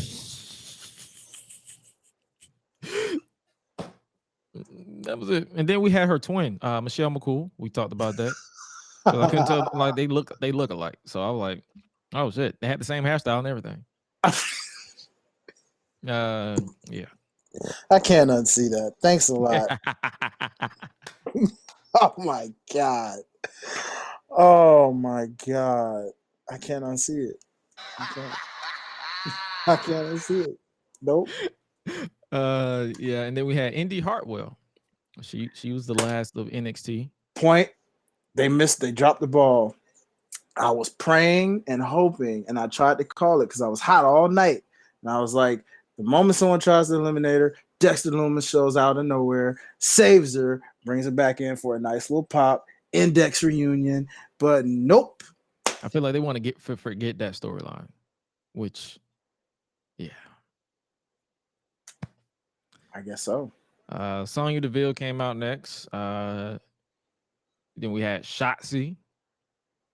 Who I forgot all about. She was injured. She had a broken elbow, I believe. Dang. That's why they had that little moment where Ronda and Shayna attacked her in the parking lot, so she can heal up. Wow. I think that was in November, December, after. Yeah, it was like after that match they had, right? Mm-hmm. Yeah. Then we had Nikki Cross who sprinted to the ring with the most serious look on her face, like she was running, and I'm like, girl, what are you doing? What are you doing here? And then we had the moment where Twitter went into full meltdown. Before you get into that, I'm gonna say, ladies and gentlemen, shout out to the Life's About podcast again. I literally am not kidding when I say I've been on fire this entire night. For whatever reason, I don't know why, I don't know how, I don't know when. I called it when I said surprise top 5 surprise returns for the Women's Royal Rumble. I had this last entry. Did I expect them to be 30? Heck no. But I literally had them in my list. And boy, I was like, oh crap. I actually got that. What? After all, because I was just throwing that out there just to see if it stick. I didn't even think, given how she's bad-mouthed the company. She's bad-mouthed everybody. I believe she even bad-mouthed Naomi. Yeah. That's what I'm saying. And she I'm basically alienated herself from everybody. And I'm like, hold up, time out. And who knows? They probably did stuff out behind the scenes. We don't know. I don't know them like that. But yeah, she was not holding any punches when it came to that company after she was fired. Facts though. To the point where I had to mute her whole account because I'm like, I got tired of seeing her pop up on my feed. Even the family. I think she was even putting the family under the bus a little bit too. Yeah. So I was like, because I don't think her side of the family is cordial with the Anna Wyatt side of the family. Interesting. And I don't even think she's really cool with Roman. I mean, not Roman, Rock. That's what I'm saying. Not. She literally alienated herself from everybody publicly. I don't know about behind the scenes. I don't know if it's all for show. It's all just to keep her name in the feed or whatever the case may be. I don't know. I'm not a clickbaiter like that, so I don't know how you attention whores act. But yeah, it was. But for those of you who don't know who we talking about, Nia Jax's back. I'm not like most girls. That's another CFO song. It is. And she won't be there for long. No, because she won't be back anyway. I'm pretty sure. Well, they gave her merch, so she might be. Oh God. Yeah. So. Oh no. That'll be an interesting situation. She sandbagged the hell out of Rhea. More shoot fights. With that Riptide. More shoot fights. Oh no. She was booed to the point where Rhea, the obvious heel, got the biggest cheer out of the entire field when she hit that Riptide. For some reason, Nia Jax always gets the biggest pops when something is done to her. I.e., can we go back to 2019, guys? Hey, with the RKO and the 619 and the super kick, and yeah, the whole shebang. Wow, how about that, ladies and gentlemen? Nia Jax returned to the WWE before another person I randomly threw out there to stick to the wall, and Ryback. Let that sink in, y'all. Oh my goodness. There's hope for him yet. Apparently, if you can badmouth the way she's been doing. Oh shit. I saw a picture of Sonya Deville with a gash on her face. Oh no. Ladies and gentlemen, breaking news. Jesus Christ. Then That's a gash. yikes. Well, she gonna be feeling that in the morning. I wouldn't be surprised if Nia did that. You know what? I wouldn't be. She loves taking liberties. She was literally. I almost felt like the women. As soon as she got in that ring, she was cussing everybody out. She was like it was audible. Fuck you, y'all bitches need me. This, that. And I'm like, nah. And like, did you see the way those women were even looking at her the moment they were looking disgusted? Yeah, like they were on a soul mission. That felt completely shoot because they were ready to get her up out of there. Well, speaking of shoot, they completely botched the countdown because her music played before the countdown even started. Someone fucked up the cue. I think they was ready to get it over with. I think either that or she did. One of the two. Maybe she said, "Screw it, I'm coming out anyway." I don't know. We're gonna get some stories about that, I'm sure, in the next few days. Because I'm like, when I saw that, because they put the countdown up right when her music was playing, I was like, wait, when did it? And I'm like, oh shit, they fucked that up. And she came out to massive boos. And the way, when I tell you the entire timeline, I probably saw one person cheer on the timeline, and they was probably a fan the entire time. But it was like, really? Fuck this. Triple H, really? You wasted this spot on her?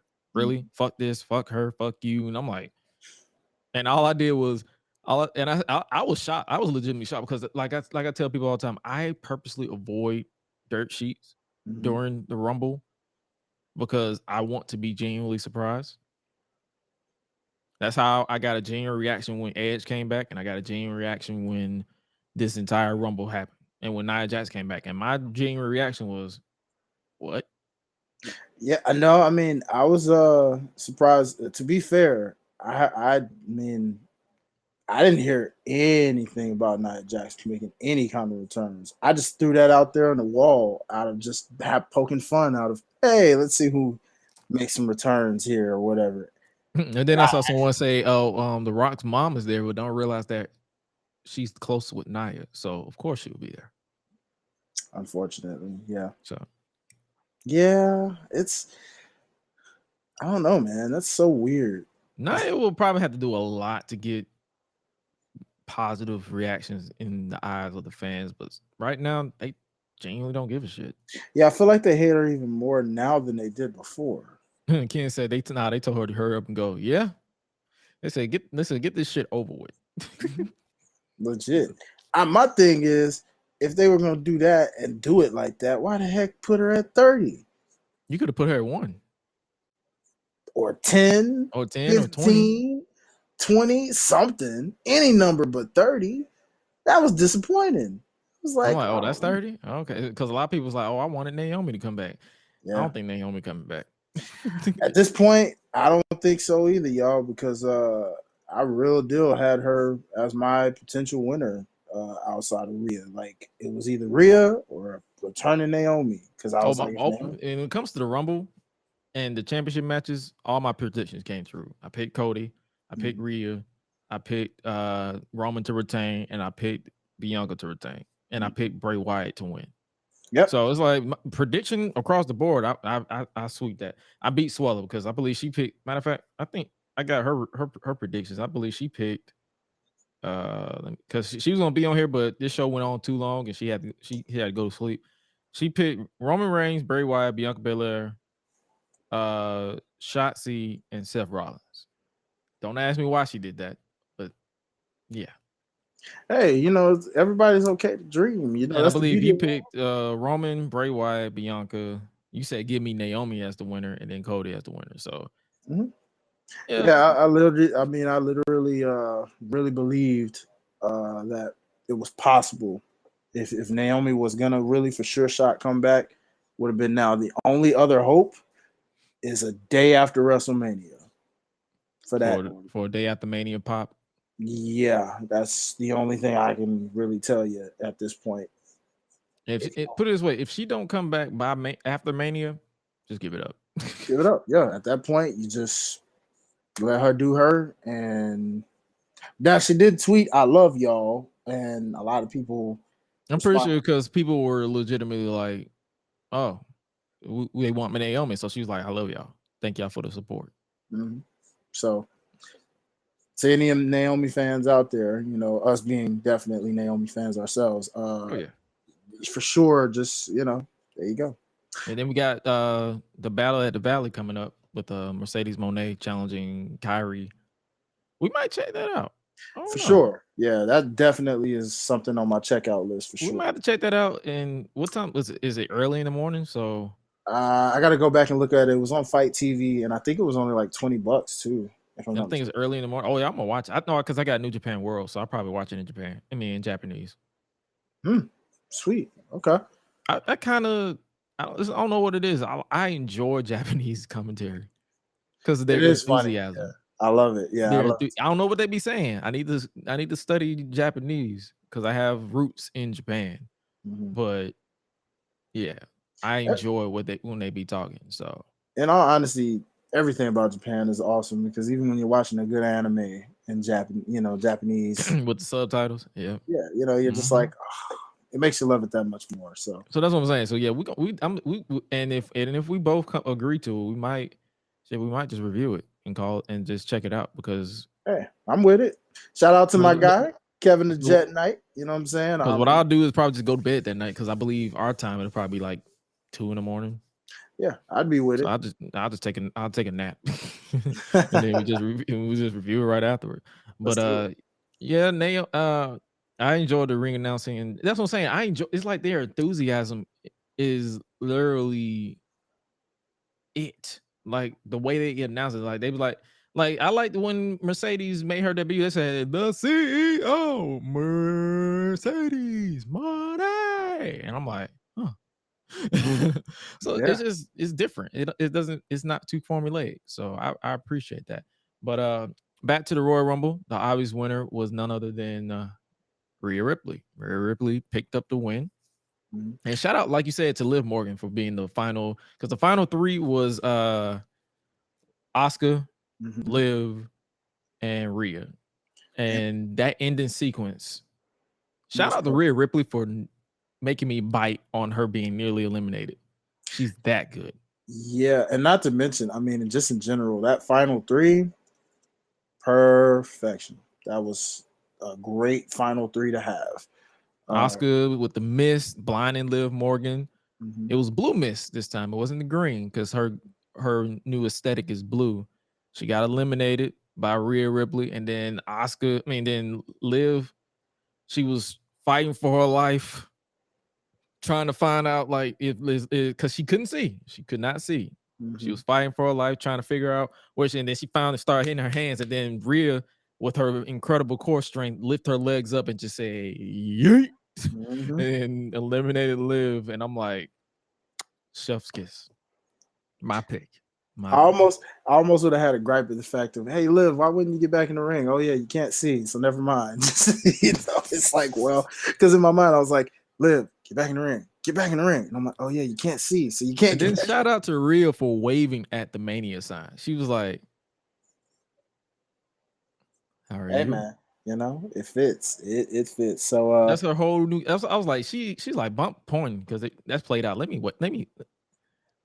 That's her whole aesthetic since she joined Judgment Day. That she's just different. She's built different. This is the person that should have been on the main roster from night 1.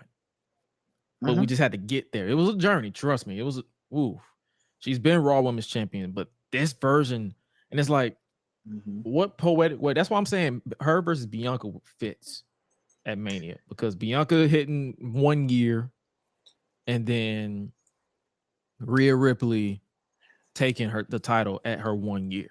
And if I'm being completely honest, they're each other's antagonists anyway. They are soulmates. Yeah, they're the female Randy Orton and John Cena, the female Rock and Stone Cold. I mean, you name it. Everybody from WWE history. They're the female Sasha, and they're the other version of Sasha and Bailey. Yeah, I was gonna say female, like they're not females, but the other version of Sasha and Bailey. Shout out to Asuka for bringing back the kind of makeup from New Japan. Yeah, that's what I'm saying. That's her stardom. That was her stardom situation. But yeah, shout out Connor. Like I popped for that. Like I was just like, yo. Yeah. And you knew something different was coming with the way she just walked to that ring. She had that mask on for so long. She had the pants. Yeah. And you were like, he was like, hold on, that ain't Oscar. Like, then she took the mask off. I was like, Connor. You just started. And it's funny because they're still calling her Oscar, but I wonder if they're gonna change that next time we see her, or if they'll probably still call her Oscar because of copyright reasons and trademark. They'll probably just say they'll probably call her something unique like the altered Oscar, or this is a different version of Oscar we've never seen before. Or they'll probably do like little subtle hints like this is reminiscent of her old days of the Kana-Kan or the Kana-san, and stuff like that. So that's what I'm saying. But yeah, I'm intrigued, and that's another thing. I'm intrigued with where they go with her. Like, who is she going to target? That could be your, Bianca versus situation at Elimination Chamber. That's what I'm saying. I see them stacking up the hell out of that Elimination Chamber. I wouldn't want it that soon though. Like, I hope they go a different route with that somehow.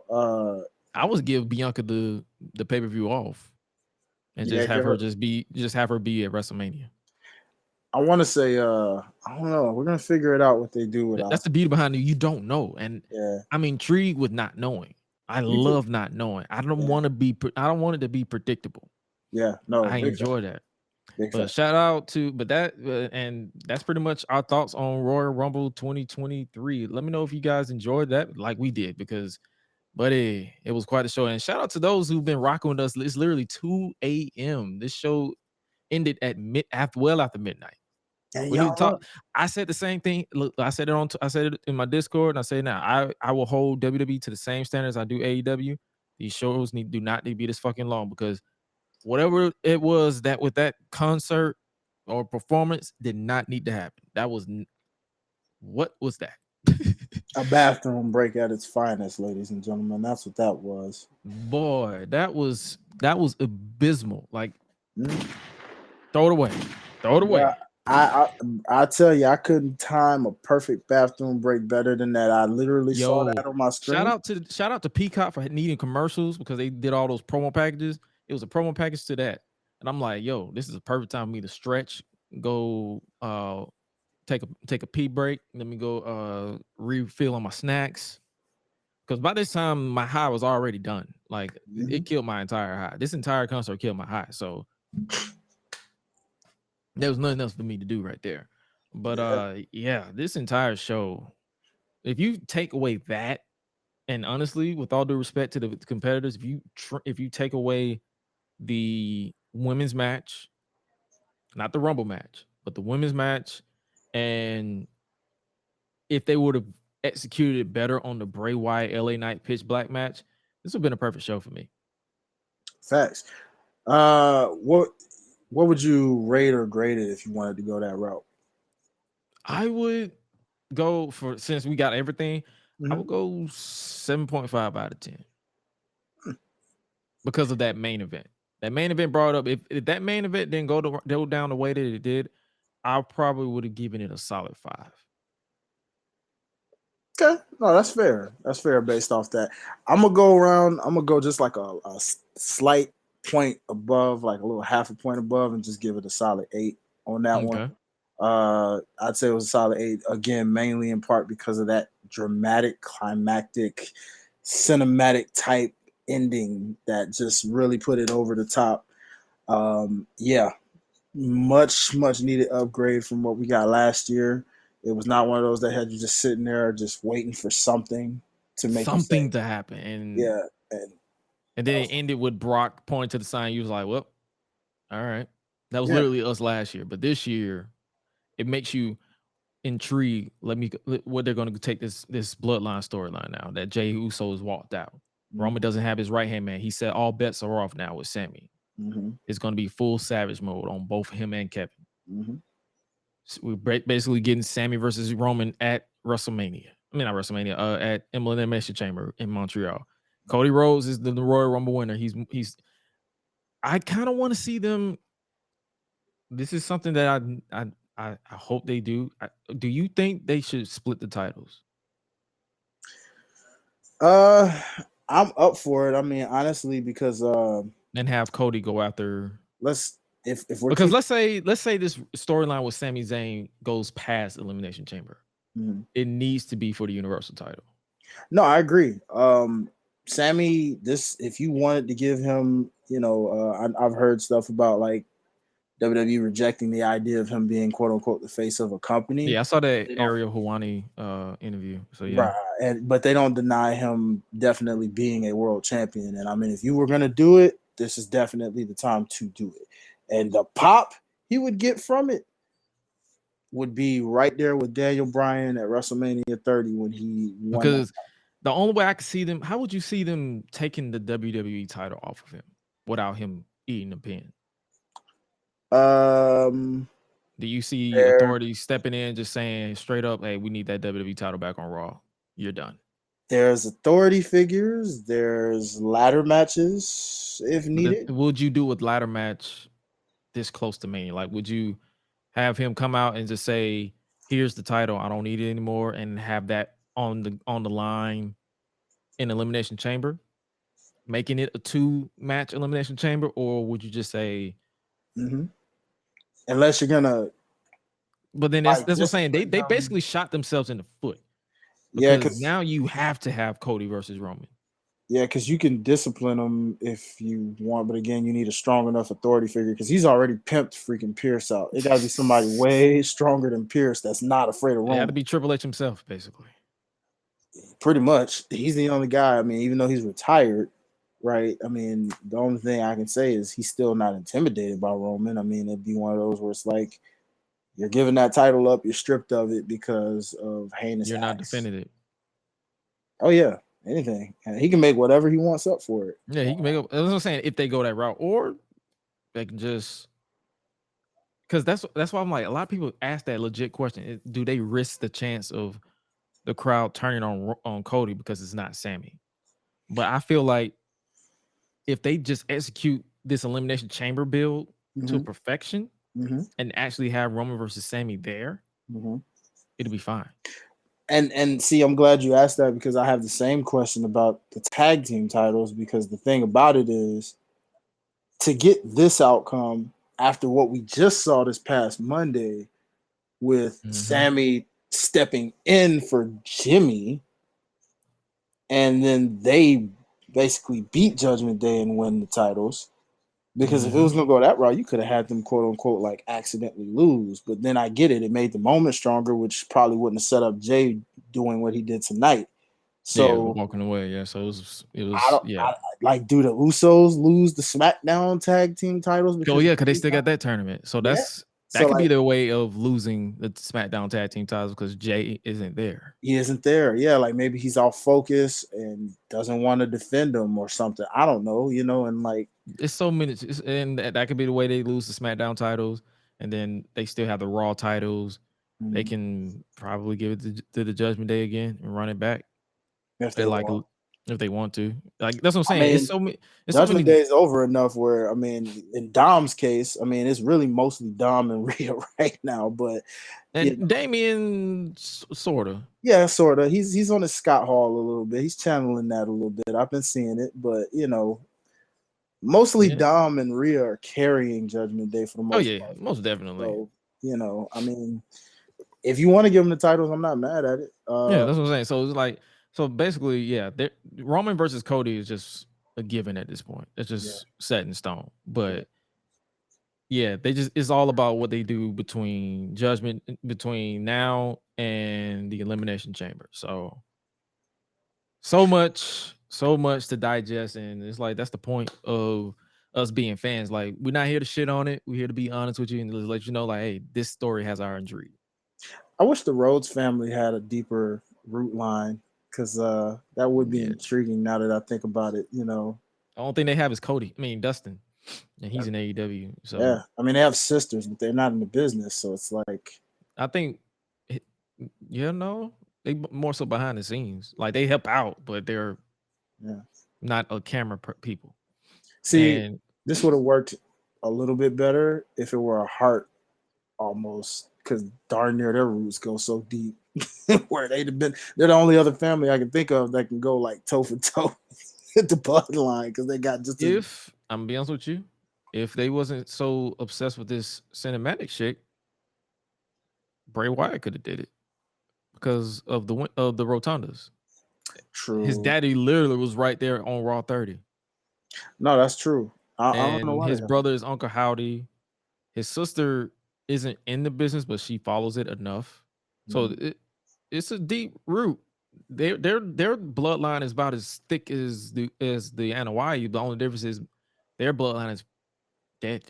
Most of it, like most of their elders are gone on to glory. Yeah, it's interesting, man, because I'm surprised we haven't really gotten that bloodline versus another bloodline yet, in a sense. I don't That's know. what I'm saying. Bray is so obsessed with the being cinematic, can't really do too much about that. Can't. But let us know what you guys think about Royal Rumble this year, and we're about to get ready to get up out of here. We're reaching the 2-hour mark, and we're not trying to go that long because it was quite the show. But yeah, we enjoyed the show for what it was. We started off with Cody winning the men's Royal Rumble match, and then we ended with the Bloodline standing over a fallen Sami Zayn and Kevin Owens to tell the story. No Rock, no Dwayne Johnson. He was not there. So if you looked for The Rock, you set yourself up. I didn't. I was like, if he shows up, I'll pop. If he doesn't show up, I won't be mad because there's so much interesting story going on without him. I'm intrigued. Now, will he be there at WrestleMania Hollywood? We'll see. And it could set up for next year. We don't know. We can have Roman lose the titles and Rock come out and was like, are you really the head of the table? And walk away. And have Roman on that hunt for that respect. So many ways they can go with this story. But let us know what you guys think. Make sure you follow us on social media at Gresh Unleashed or www.gressunleashed.com. We appreciate you guys for rocking with us nearly 2:30 in the morning. Where can they follow you at, Mr. Hi-Lite? Man, you already know, first and foremost, for all music inquiries and things like that, follow your boy at Hi-Lite Life, HILITE Life. But if you like my boy Gresh and myself here and you're a wrestling fan, which of course you are because you're tuned in a lot with us, man, follow us at the Life's of Botch podcast, all things on Instagram and TikTok. Working on the Twitter thing for the podcast, but, I'm going to get there for y'all. But also follow OTS Media Co., all things on Instagram, Twitter. Head to the website, www.otsmediaco.com. If you like other things from music, sports, all that good stuff, make sure you keep it locked with the platform behind the platform. Yes, sir. And make sure you guys follow me at Josh Gresham RT on Twitter and Instagram. We almost at 1K on Instagram. I'm looking at the numbers. Y'all run that up. Y'all run it up on Twitter. Y'all run it up on YouTube and all that good stuff. We got so much planned for you guys. Make sure you cop the merch as well. It's available now on the YouTube channel, so you guys can literally pick them. I'm gonna add more stuff to it as we get to it. But with that being said, you guys stay safe out here in the world of unknown. But if you don't know what you need to know that you are appreciated, you are loved and respected by me and everybody that I associate myself with, that being Hi-Lite, Swallow, everybody. We got love and respect for you. And with that being said, you guys stay safe out here in these streets. And remember to always eat, sleep, flex, and repeat. Well, yeah, be breezy.